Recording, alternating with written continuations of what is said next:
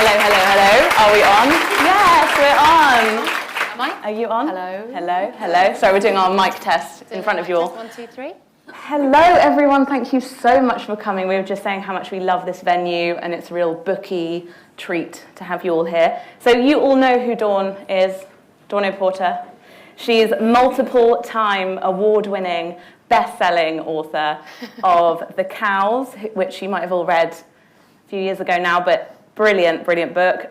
So Lucky, the new book that we're going to talk about today, which is equally as fantastic. Has anybody read it? Has anyone read it here yet? Ooh, okay, got a few. We're doing so a no spoilers. No spoilers today. Also some of my favourite YA books, and you've also just written a musical. Well, the first draft of a musical, yes. Yeah. A podcaster, and also funniest person on Instagram. Thank you. Are we all, yeah! It's so weird that that's a thing. Thank you. So you've had quite the jam-packed day today, talking about So Lucky. How's it been so far? It's been amazing. Did anyone hear Chris Evans this morning? Yes. It was so weird. When you go and do these like press weeks, you'll go to the radio stations and you go around and you're like one of probably 5 people that's getting interviewed over the course of that show. So no one has generally read the book. They get like a cheat sheet where they get the highlights and then they try and do an interview with you and glaze over and then they just get the next person in. That's what I was expecting this morning from Chris Evans. He was like, I love this book. My wife read it. My brother-in-law read it. I read it. I want to option the TV rights right here on air. And I was just like, what's happening? So that was the start. So I think it's whatever happens now. That is, and the fact that happened at 8 a.m. Like, it was unbelievable. Like, you're up for a good day. I always really loved him as well. I don't know what it is about him, but I've always had a bit of a crush on him. I just think, you know when him and Billy were just going out having the time of their lives, and you're just like, oh God. But they're just in the pub all day, just having so much fun. I just thought, what a great boyfriend. And actually, it's not far from great. I'm gonna nod. I have my weird crushes, but who? Are we going there? No, we'll move on. Okay. Ricky Gervais. Like when he hadn't lost weight as well. Anyway, so you build the most amazing 3D characters. You did it in The Cows. You've done it in your other books. You've done it again. Ruby and Beth and Lauren are these incredible women who I felt close to, but they're also wild and interesting. I'm just going to ask you a question on characters first, because I feel like that's what you're so good at. How do you build these women? Because I've heard these stories of like people building Spotify playlists and getting into their heads, but how do you do that? God, do people do that? Apparently. It's really impressive. Maybe one person. This is the first book where I've gone so beyond myself. I feel like everything I've written before has just been an element of me that I have fictionalized. And this was the first one where I fully researched these characters and went well beyond me. Ruby was, I was at a friend's hen do, and this woman started talking to me, and as soon as I saw her in the room, I was like, I just have to talk to this woman. She was like very slim and kind of, I don't know, she just looked like a fucking bitch, and I just loved it. She had like this kind of high-necked dress on that she'd made herself clearly, but really well, like puffy shoulders, and she had a really deep voice, and I was just like, she was so fabulous. I know she's got a story, and it kind of gravitated towards her. And it turns out in the book, Ruby has a physical condition that is really holding her back in life. It's aesthetic, and she thinks she's disgusting, and it's what she battles with all the time. Anyway, this woman at this hen do was telling me she had this condition. And she was very funny in the way that she talked about it, and she'd kind of overcome it and found a solution for it. And but I just couldn't believe that this person had kind of battled with this thing her whole life, and the way that she was so open. And so anyway, I got her number, and I interviewed her at length to kind of draw the character of Ruby. And nothing about Ruby's life is the same as hers, but she just helped and me understand what it's like to live with something like that, overcome it. And so I felt, when you do that level of interview and you start your character there, you've got so much to work with. Everything else is just icing. And that was awesome. And actually, that woman is called Clara, and she reads the part of Ruby on the audiobook. She's very open about everything. And which just makes me feel so gooey inside. I just think that's so cute. And Beth, I can't remember where the original idea came from Beth, Beth has just had a baby, and her husband just will not have sex with her. I kind of love that dynamic. I think women are always considered the ones who kind of pull back sexually after having babies, and I think very often the guys do. And so I asked on Instagram, and I don't know if anybody here replied, there's a few nods, if anyone replied to me. My inbox was inundated for days of women talking about that feeling of when their partner loses interest in them intimately. And I think as women, we're kind of brought up to think men want to have sex with us. And so when the man that you love doesn't want to, it's very confusing. So that was the beginning of Beth. And I mean, basically what I learned, it's a really good idea to really research characters. It really helps. And it was so much easier to write when I wasn't just trying to draw from my own experiences. That's really interesting, because I think not that the assumption that female writers always write about themselves and their friends is it is annoying. It is not true. Kind of was until now, but yeah, but it it's is a annoying. whole other thing. Yeah. But talking about Ruby, so this isn't a spoiler, this is just a background of who she is. But she obviously has this condition, she's physically quite insecure at times, but her job is to Photoshop people. Like, she works in that sort of industry. Very successful. I thought that was quite relatable on a kind of bigger scale, that a lot of people, and me included, and I don't know if anyone here, but sometimes you do things that morally you're like, this actually isn't 100% maybe lined up. And maybe this was, when you're younger as well, and you kind of need the money, like you need to do the job. I found that dynamic really interesting. Yeah, I mean, it was a weird thing for her, because essentially she's a photo retoucher and does really, really well at her job and gets paid a good amount of money. And the reason she does this job is because she can work alone from her house and not be seen by anybody. But she is perpetuating the problem that we all have with ourselves, because we look at this perfection that's out there, and she knows how much that hurts. I think I'm morally corrupt in my head so badly, and always contradicting myself on everything. That's why I kind of sometimes, I've said something quite vocal and political or feminist on Instagram, and then do the exact opposite a week later. It's very hard to be good and perfect and stick by things. It's hard. It's why that Guilty Feminist podcast is so popular. Yeah, exactly. Because you're just like, I don't care about aging, and I want to look all wrinkly when I'm older, because that's feminist, and then it's just like spending £100 on a moisturiser. Yeah. Etc. That's literally me. It's me. Every day it's a struggle. So I want to talk about motherhood in the book. It's obviously a really big part of the book. Mm-hmm. I don't know if anyone read Dawn's Times piece. If not, go back and read it. You wrote a first-person piece about toddlers. Yeah. Ruby and Beth are both mothers. But I wanted to ask you about their mothers in the book, or Lauren's mother and also Ruby's mother. They're not very nice. No, I mean, I think all of my books will always involve a complicated relationship with mothers, because my mum died when I was quite young. So it's not that I had a bad relationship with her, but I just don't have that relationship in my life. So I remember being at school, and I've said this so many times when I've done interviews, or being at university when we're all living away from home. And I remember my friend, she would say, when she got sad, she would say, I just want to call my mum. And I was like, what the fuck do you want to call your mum for? Like, grow up, man up. Like, what do you need? I didn't understand that relationship of having that person there. So, to try and not always just write about absent dead mums, it comes out of me in these really kind of complex relationships that my characters have with their mothers. Because I just don't really understand that thing. That's really interesting, because the characters in the book, the kids gravitate towards the dads a lot. Yeah. Oh, yeah, see, I love my dad. And he was alive, which just helps. Yeah, I guess they do. That a lot in books sometimes. That was kind of weird and dark and funny all at once. I also am very aware of, when you're writing books about strong women, to have good men in the mix. I think it's something that's very easy to slip into, and I've definitely edged towards it in other stuff that I've done. Is while you're raising women up, just careful not to put the guys down. So the guys might not be the most fascinating characters. They might not be the backbone to a woman's existence, but they can still be good people. And there's something about the dad in this book, and Ruby lost her dad, the way that she talks about him is just this amazing guy. Doesn't really need to be a part of the story or be in it for there just to be a positive male character there. And Michael's not a good man, really, in terms of the way he is, but he's the house husband, isn't he?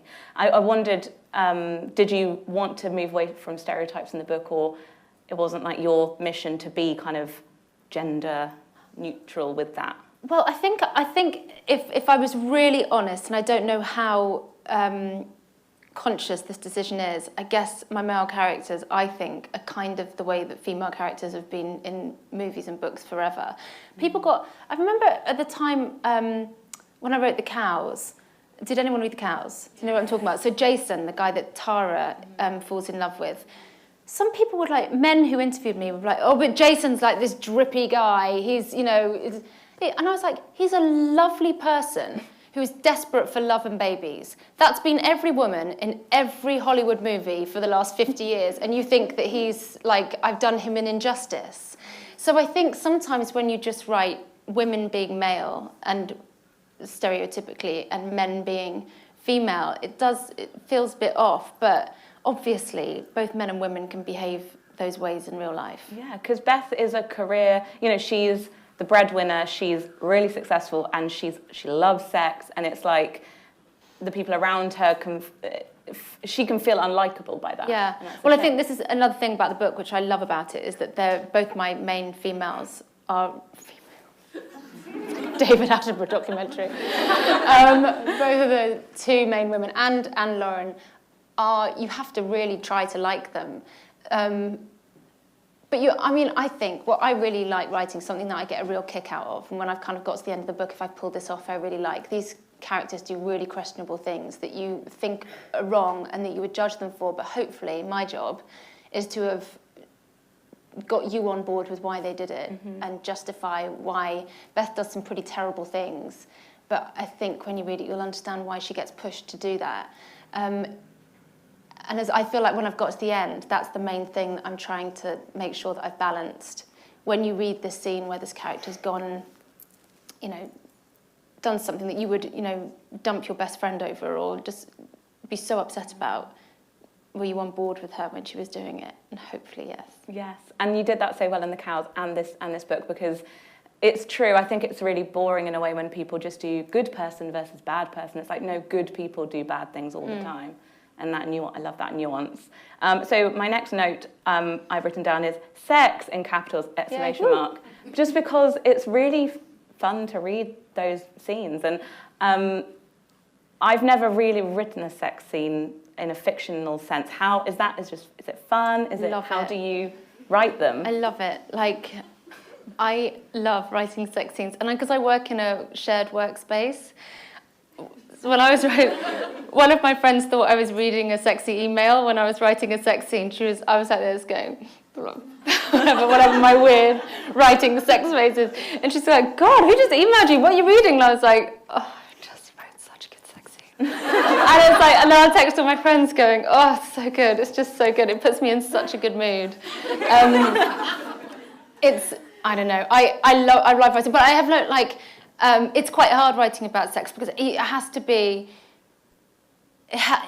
like, you can't write Hollywood sex. I try not to do that, but it's hard because you want your reader to be really satisfied by it. But at the same time, it's like, he lay on top of me and I came within 10 seconds. So you've got to get into it for it to be believable. And I really, really get upset when a book promises me a sex scene and I start it and it just kind of skims over the top. I know, I was really happy because they're like it's pages. I want the juice and the noises and all of it. I mean, it's beautifully written. Thanks. But it's also really funny. There's a character in the book called Risky, who is the kind of colleague of Beth. And the way she talks about sex, it's just fun. Your book is so fun. Thank you. I just loved reading it. Yay. Because I think in a previous interview, actually, when we spoke, you said success for you as a novelist is someone finishing the book and finishing it quite quickly, getting through it. Yeah. And that is just what you're so good at. Well, I find reading really hard, ironically. I've got a 4-year-old and a 2-year-old. I used to read loads, and now I get into bed with a book and then to suddenly find myself sitting up and fast asleep. It's really difficult at this time in my life to get through a book. So I just need stuff that is really like page turner and keeps me going. And so I'm conscious of that when I write. I think, the age that I am, I've probably got a lot of mums with young children reading my books. I'm like, what's the book that they, they'll be able to get through when they've just got half an hour before they pass out at night. And try to make the most of every page as well. Like, I just like fast paced. So I think when I'm writing, I'm like, they'll read that in 30 seconds, they'll get through that chapter really quickly. That was really speedy, and then just slow it down a little bit here and speed it up again, do it then. And I love all that. I love the pace of it. Yeah, the pacing's everything. And the fact that you can swap between the characters, that to me is always kind of quite gripping, because you always want to know what the other person's doing. Oh, good. Yeah. So I know you said that this is a topic that comes up a lot in terms of the book, and it's not just the main theme, but it talks about Instagram perfection a lot. It's very funny because I think we all know here those posts where you see them and you're like, that's not very, like you're trying to be authentic, like too much. Yeah. There's a post where this Lauren, who is the kind of Instagrammer of the book, she's a famous kind of influencer, she would be like hashtag mental health, hashtag anxiety, hashtag Veuve Clicquot. Yeah. And those bits are great. I honestly, there's every couple of chapters, there's an Instagram post that I would kind of describe what she's doing in the photo and put her caption and then write comments underneath, and writing the comments was just so funny. So good. Because it's like trolls and super fans kind of interweaved. Yeah, I can't remember exactly there, but there's something along the line of you get, oh my God, I'm your biggest fan, you're so pretty, so happy for you and Gavin, so glad you're getting married, and then someone would just say, put your flange away. It's just, because that's genuinely what Instagram is like. I wish I'd written that one. I was like, oh, yeah. People just have no barriers, so they just write these things, and sometimes you're like, oh my God, like that's your reaction to what I've just posted, and it's so funny. Like when they're saying it to you in real life, it's so hurtful. When you get to write and make them about someone else, it kind of made me understand how a troll feels. It's quite fun. Also, all of the usernames were cracking me up. Was that quite fun? Just so fun. I mean, people's usernames. I mean, I'm Hot Patooties. It's Meatloaf's song in the Rocky Horror Picture Show, and when Twitter started, didn't I just use my name? Like, we didn't realise. I remember being in the kitchen with Chris, and I was like, I've just joined this thing called Twitter. He was like, oh yeah, I heard of that. And I was like, call myself Hot Patooties. I was like, all right, cool. He's like, I call myself Big Boiler. I was like, right, great, cool. And you still have them. And then suddenly it's like Hot Patooties and Big Boiler, like that's normal. It's like in the early noughties, it was really normal to have a Hotmail, which was like Fluffy Chicken 99. And I would send my CV out with that. I know. For a while. I know. There are some people who still use those emails. It's quite fascinating. Yeah. Yeah. But that kind of Lauren popping up, even though we don't really see her kind of as a first person necessarily, she's there. And actually, I guess we get to see the real her in the end. Yeah. How do you feel about Instagram just in general? I mean, for me personally, I love it because I just don't take it very seriously. And, I mean, I'm very lucky. My entire career has been about being myself. So even when I was on TV, like it was about body image. It was about being me. I've never had any pressure on me to be thin, prettier, anything than I am. So I'm a very kind of unique situation in terms of being in the public eye. I actually think I would have kind of, if I was like really beautiful, would probably not have done so well. But in that kind of I would argue that. Well, I mean, in that kind of, if I'd have gone really for the perfectly toned long hair and like the kind of look of like what you think someone on TV needs to look like, or what I always thought you needed to look like, just didn't do it. So, and look at the people who are really successful and who worked and who's been around for ages. They all made that decision to be themselves, didn't they? So I feel in terms of Instagram, it's just an extension of that. I mean, one thing that I never liked about being on TV, my agent's here and she just hates when I do this, I'm so sorry, but I never liked about like the editing process. And I would do my job and I'd think that I'd said one thing and then so many other people have interfered with my job by the time you see it on the television, which is fine and it makes a good entertaining TV show, but I hated being edited. I really hated it, which is why writing books is so good for me because I've got 300 pages to just say what I want to say and then Kimberly will correct my spelling and other things. But largely it's advice and guidance rather than, editing what I have to say. And Instagram is that, like, apart from one time where I tweeted something about Posh Spice's clitoris when someone got really cross with me and told me to take it down, which, between us, I don't know why I said it, but I said it, and someone said, I think maybe you should take that down. And I really resented that later. But that's the only time that anyone's ever tried to limit what I should say on Twitter and Instagram. And for someone like me, who obviously has no editor in my head, it's very liberating. There's a lot of people in the public eye who speak through their PRs, who are kind of very controlled about what they say, who are worried all the time about, if I say that, do you think that's okay? I couldn't care less. If I get into trouble for something that I say, I'll take it. Like, I'll deal with that. I think I'll take that risk, but it's just great to be unedited. So I love it. I feel like I've got my own TV channel. I mean, that's why it's so great. Brilliant. And that's why we need it. That's why we need you and Kristen karaoke at 3 a.m. Sometimes he's like, you didn't. I did, sorry. The pepper snorting was a highlight, I think. But yeah, no, I think that's the sign of true confidence, though, when you wake up and you do some Instagram stories and you're like, I'm not going to delete those. There was once. They're entertaining. There was once. No, and most of the time it's fine, but I do think I need to be like, just not do it when I'm drunk. Although, who saw the one with my sister in Guernsey? Oh my God! Honestly, I thought I'd kept it, but it's gone. Maybe I just took it down eventually. But there's just moments like that are just like, that's never going to be on TV. Like someone's like that kind of hour-long belly laugh, which is basically what we did. Anyway, I love it. My relationship with it is incredibly positive. What I love about you, though, is that you will actually do something like really quite swanky and you won't post about it, yet you'll post you and your sister rolling around in your home bed. Yeah, that's actually quite true. Because it's full of that, isn't it? Like, look at my great life going to this great thing. We all know that Chris and I go to things like that. It's not actually that interesting. I don't think anyone cares about that kind of stuff. I'd much rather do like my stupid makeup tutorials while I'm getting ready to go to the Oscars. It's way more interesting, I think, than the actual Oscars. But yeah, I love it. I mean, it's dangerous for me. I'm hugely overexposed. But you're still in control, and which is a good feeling of putting out what you want to put out.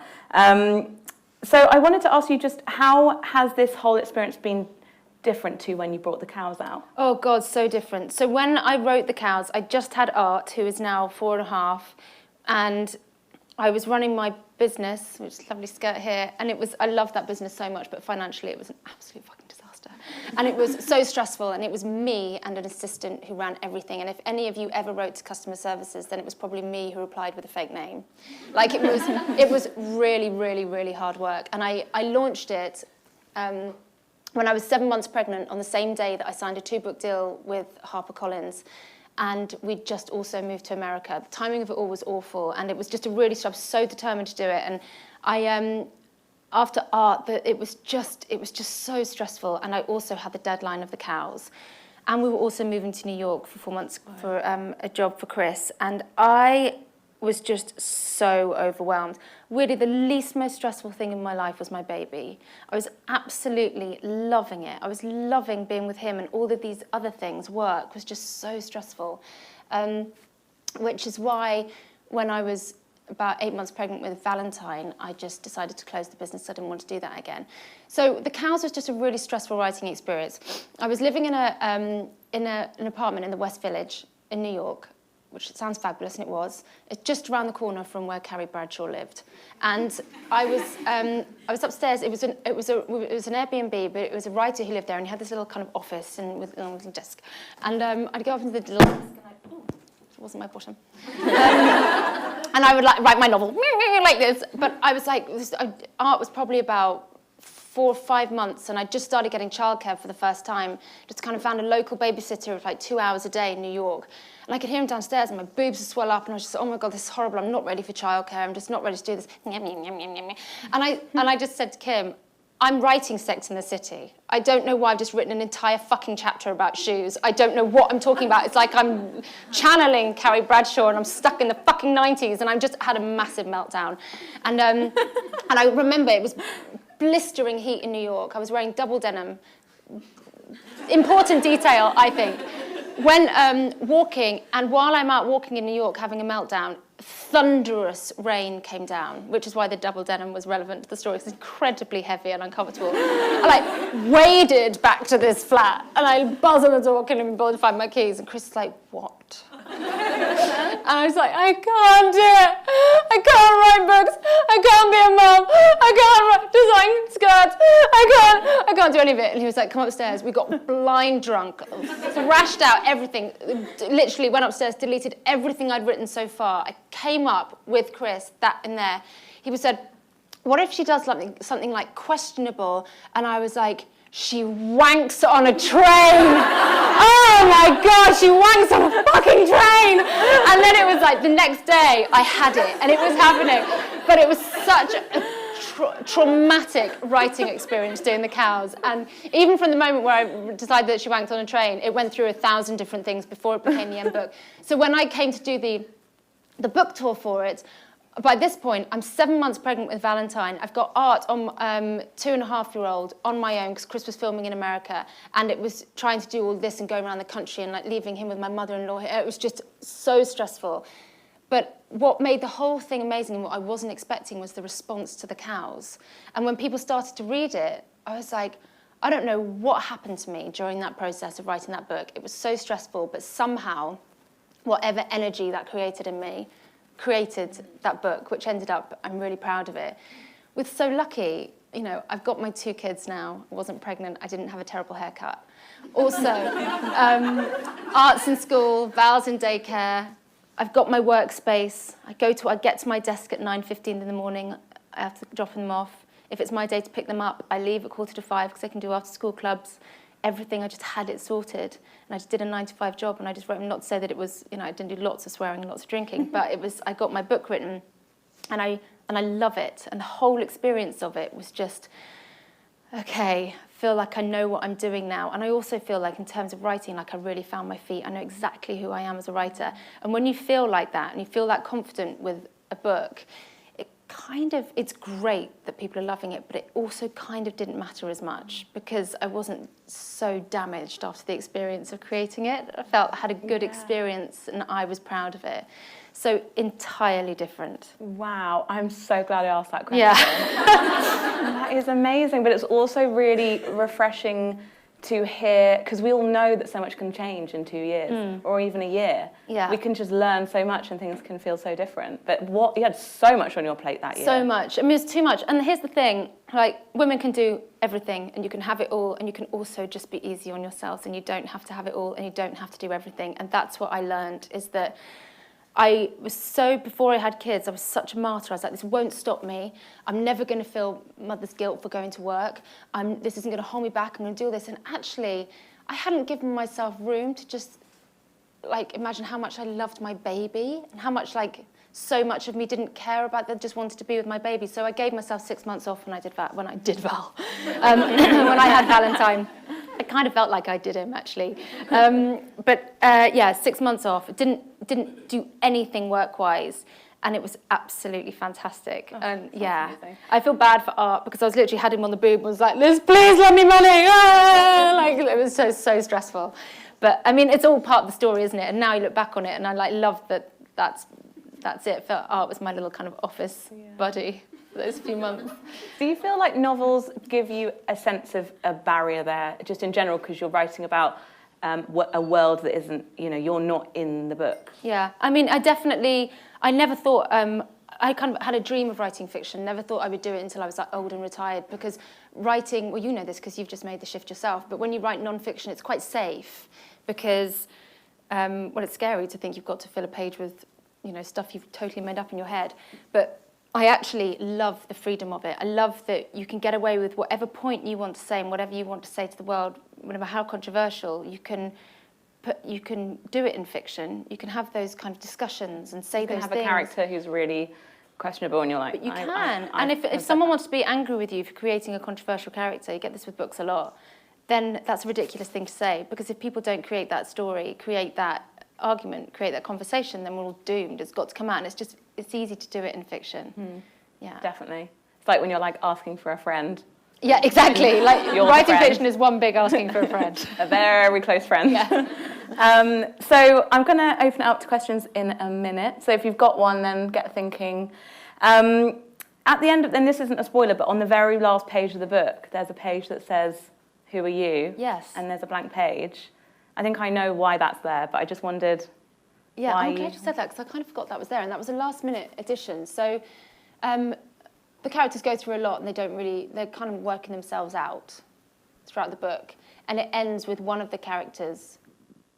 This is who I am. She kind of describes herself in a way that's incredibly liberating for her, and so. It just immediately after there's a page where it just says who are you ... with a page, and my fantasy is that you will all write it and post it, if you want to, because it's a really lovely thing to do, to write yourself down. It's incredibly satisfying. You learn a lot. You have to, how if you go for a job interview and they say, why should I give you the job? And you say all those obvious words, like I'm reliable and I work hard and, I don't smoke or whatever it is that you say.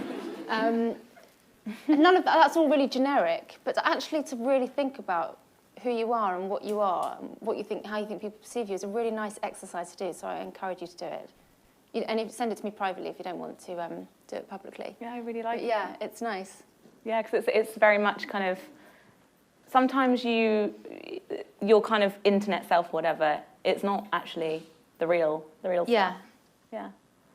Oh, well, thank you for writing this amazing book, because You're so it's welcome. such a joy to read, and it's hard. You said you were going to do another event, lots more, where you'll talk about what happens. I know you guys haven't already yet, but it's like a soap drama at the end. If you have book kicks clubs, off. it's a good book club book because it's very juicy and there is a lot to discuss. Yeah. It over all wine. comes out the woodwork. Yeah. Yeah. And I don't know how you do all of that, all of the plots that all tie up and everything. It's a fluke every time. No, not true.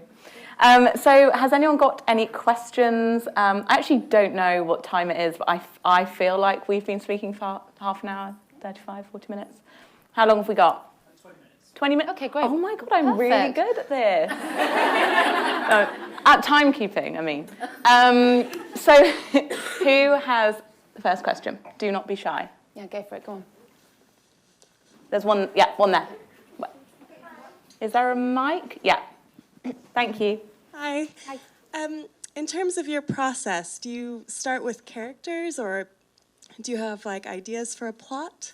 This time, and largely, actually the cows, I started with an idea, wanking on a train. And this one started with characters, and it's definitely the way that I will go forward. Because when you start with plot, I think you can stare at a blank page because you know where you've got to get to, but you don't know who you're going to get to with. When you start with characters, you've always got something to write about. So to do that real, deep character work like I did this time, it just made the process so much easier. So yes, I'm evolving and changing as a writer. I feel I really found my stride with this. But my next book, I think, is the one where I'm going to be right, I have a process. Because I think I slightly worked it out here.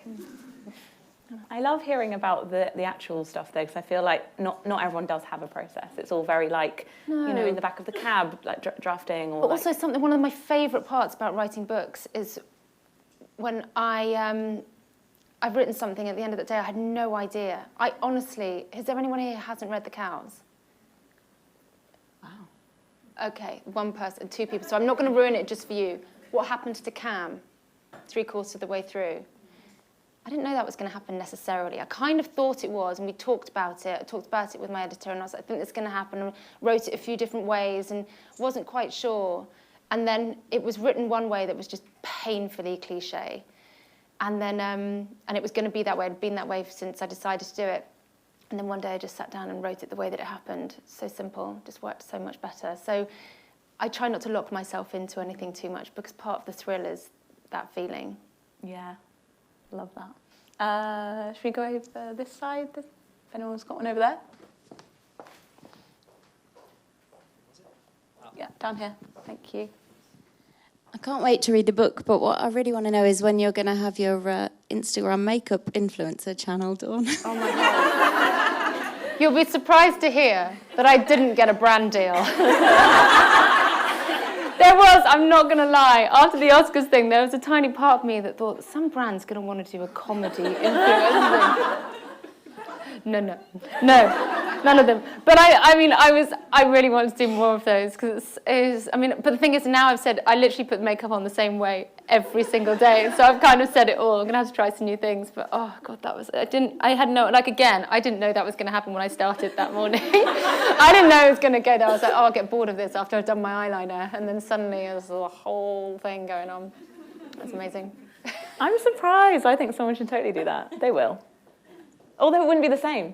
Oh, it would. I would only ever work for a brand if they allowed me to be that ridiculous. Just in case there's any brands sitting in here. Totally also, it works. I bought those tablets. Oh, the Lumity ones. They're amazing. I think they might be. Yeah, they are. I don't get paid by them, by the way, but there's just these supplements. Yeah. They're so but expensive. when you say things, I think I hit 40, and I'm definitely that feminist that we were talking about before. Like, just grow up gracefully, don't care about it, and then I'm like. And I honestly, I think the fact that I boozed for 6 months when I turned 40 was one reason that this probably happened. But I can remember, like, what just happened? Like, literally almost overnight. Like, so many more wrinkles here around my mouth, got another kind of cat butt thing going on. And it's all kind of fine. And I'm not going to do anything about it in terms of I'm not going to get Botox, or I don't think. This is what everyone says when they're about 40 and then they get to 50 and they're like, but I don't think I'm going to do anything like that. But I'm up for, like, I'll spend the money on the cream and buy the supplements, definitely. And so I kind of think these supplements might work. Yeah, they're great. Question there? Sorry to make you run around. Hello, I haven't read it either. I'm waiting for Audible, so I'm an audio person. But I was just wondering. It's so sexy in your ears, and it's my voice. You won't be able to look at me. I'm looking forward to it. The House was great on Audible. I was just wondering if you have any favourite authors. So when we run out of your book, can we turn to people that you like to read? Oh God, I'm so old school, and like I said, for the last couple of years, my reading material has been so low. I had to answer today who are my favourite authors, and it always comes down to the same 2 books, which is Oranges Are Not the Only Fruit and Jane Eyre, which I know they're probably really obvious choices, but they're obvious because they're just so brilliant. I can't recommend anything new. Got a book coming out next year, which is going to be fantastic. She wrote it before she had a deal, which is insane, and I don't know how you motivated yourself to do that. It's called Olive. Thanks, and so that. But I wish I had a better... And do you know what? Now my youngest is 2. My mission for the next year is to get my reading back again, so that when people ask me that question, I've got proper answers, because I really hate that I don't have that answer, because it should be... I should list off loads of people. Really disappointing, I do apologise. But always recommend books to me on Instagram, because I'm desperate for things. I had that book club, the Cold Water Book Club, that some of you might be a member of, and I loved it, but I had to stop because it was just too consuming. But I'm going to kick that off again in the new year. And I think when you listen to audiobooks, it's a lot easier to consume books. I'm listening to a really good one at the moment called Educated, about a woman who is homeschooled in America, which is really good if you've read that. But yeah, no, I can't really answer your question. That's it. Basically just mine.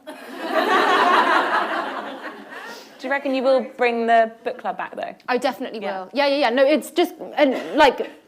just motivation for me. It was really, really good. Yeah, it was brilliant. I don't remember when I did it. I don't know, Valentine must have been strangely sleeping for a period of time where I thought I could have a book club. It's a really relatable answer, though, because I don't think everyone does have time to read. It's like a muscle that you need to actually make time for as well. Not everyone can. You realise this when you write books. It's astonishing how many people in your life will never read it, because reading is hard for a lot of people. It's like finding that time is a real luxury. And it's a luxury that I want to put back into my life. And also, it should be part of my job. I've got this kind of idea that I'm going to say, like, Thursday mornings, I don't write, I read, and make it part of my job to get through stuff. I bet you get sent a lot to get through. I get sent so many books, and it's something I know I can't complain about, but literally we have quite a small house, and it's piles of books. We're about to move, and Chris said something the other day about should we just get like a removal van for the books that you haven't read?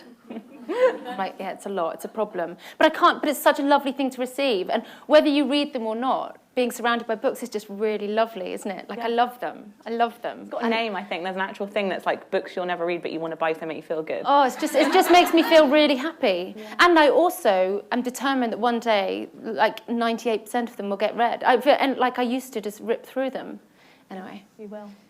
I was just wondering if you had advice for aspiring writers. So, like, when I read your first book, The Cows, well, obviously you've got the other ones before that, but it really inspired me to start writing. So, would you have any advice? I get asked this a lot, and honestly, the most important thing, and it sounds so obvious, and it's just keep writing, because I think I don't know, you hear a lot of debut novel.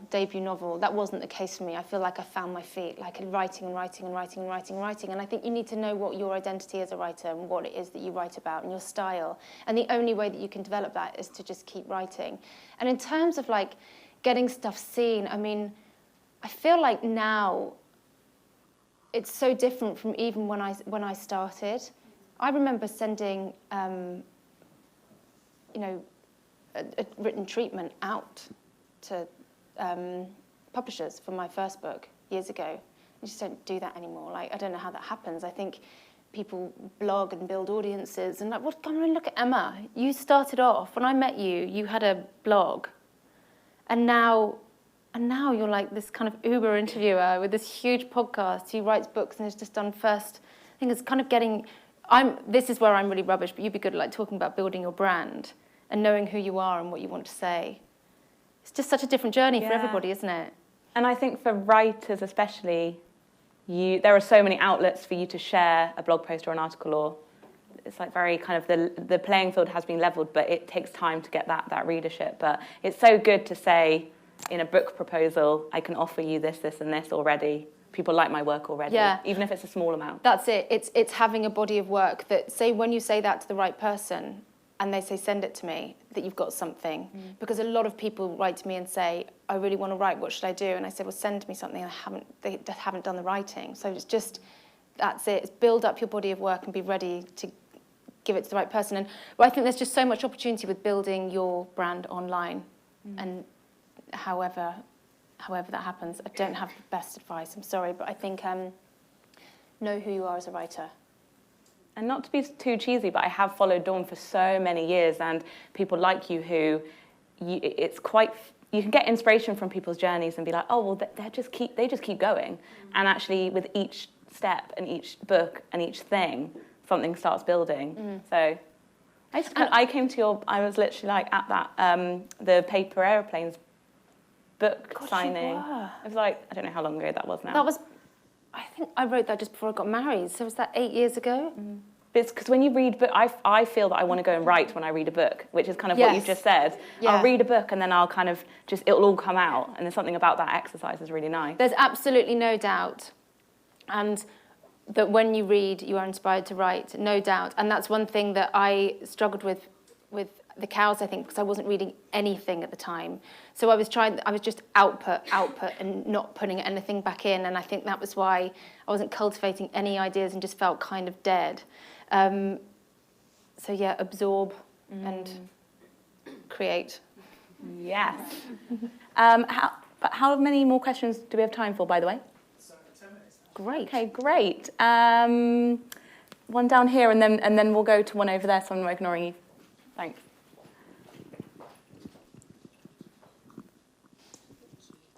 I just wanted to congratulate you on one of the greatest detective stories we've ever seen, in your phone being nicked. So I thought I'd ask. In the coat of many croissants. Yeah, exactly. Coat of many croissants. I tried to find that coat, by the way, but it was so sold out. Was it? Yeah, I don't know who I don't know, yeah. Tried to buy it, couldn't. But I wanted to know if you'd found out anything new. And if your next novel is going to be a detective There'll novel. definitely be some sort of mum detective in there. I was thinking like a kids book, like the mum detective that's real badass. But you were so brave to go to the building. Yes, oh my God, that whole thing. What did someone call her, Wagatha Christie? It's just so genius. That was just the weirdest thing. Oh God, that whole phone thing was wild. I had I just say that it kids felt in the like watching a car. horror film, but when you went to the building. I know. That's like Give watching me a thing my and saying, phone! "You'd never do that," and yet you were there outside the building. What was terrible is that when the guy came out, and I knew him from the dog park, and he was like, Dawn, no one in here's got your phone. It's like, they're good people. It's like, the signal's a bit off. My Uber always stops up the road, and I was like, no, they got my phone. Do you know that it still cost me, even though I've got insurance, $260 to get a new phone? And what's the point in insurance? I was so cross. The fact that it just kept moving around this kind of 20-foot radius.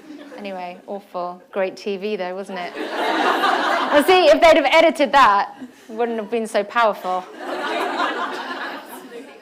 See, that's your skill. We're hooked on Instagram stories, in the books. And then the random pussy. Yeah, oh my God, that's my favourite. Poor Lulu, I've totally objectified her.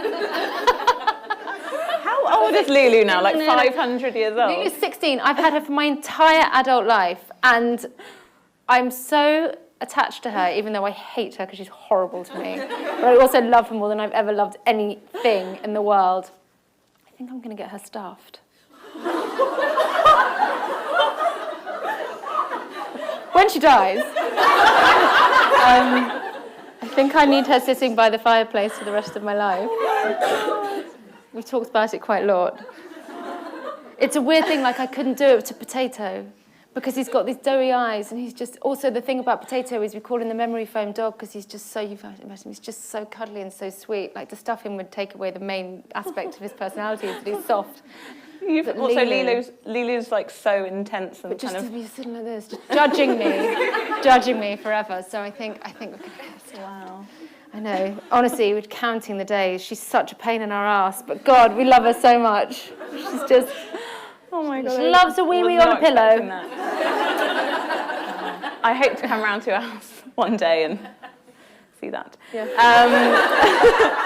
Well, we'll go over here. Someone had a question, I think. Do you have any further plans for another podcast series? I'm doing one now because it's called So Lucky. It's going to All right. start in November, and it's kind of a really lovely interview show talking about whether people think they, how luck is played in their life.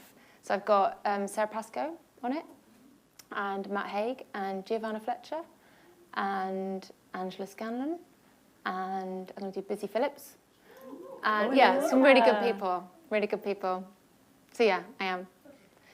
You've been interested in luck as a kind of thing for a long time. Yeah, I mean, the whole concept of luck is quite strange because when it comes to my career, I slightly resent it.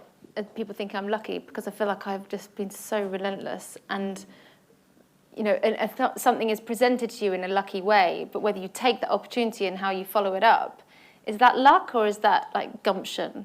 So I think I'm really lucky in my life, like to have 2 healthy, gorgeous boys and like a happy marriage, and but even that's work. It's not like that you just get that. It's that's being happy when you live with someone is like effort.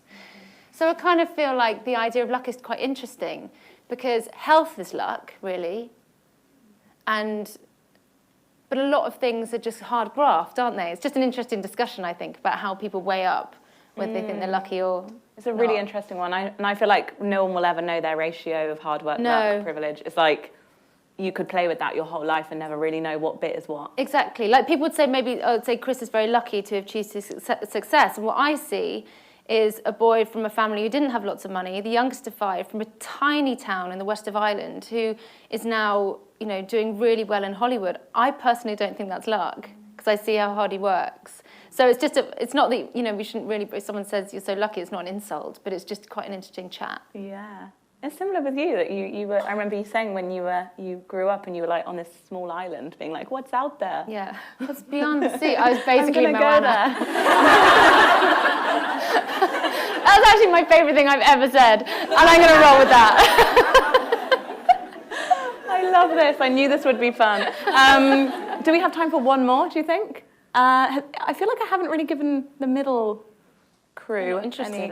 No question? Okay. Here's good. What about this? You here? Yeah, thanks. In the lovely orange. I love that polo neck. Thank you. Hi, Dawn. A two-pronged question from me about TV. Could you see yourself writing a TV series? Yes, that's what I really want to do. Yeah, I That feel would like be that's amazing. my next. That's going to be the next move after I've written my 2 books for HarperCollins. Yeah, she's like, hi. Yeah, so much so. I feel like I'm. Yeah, I love writing. It's what I want to do full time. And I think to keep it interesting and all of that, you need to like mix it up. So script, definitely. And Chris Evans has already bought the rights. Yeah, Chris Evans is going to be my producer. Does anyone know if he's ever produced a movie? I feel like this isn't going to end well, is it? The second part of my question is, will we ever see you on TV again? I don't know. It's not. I'm totally open to an amazing idea coming my way. But I used to like be coming up with ideas all the time and going pitch them. I'm not doing that anymore. But I kind of, it'd be fun if something comes along.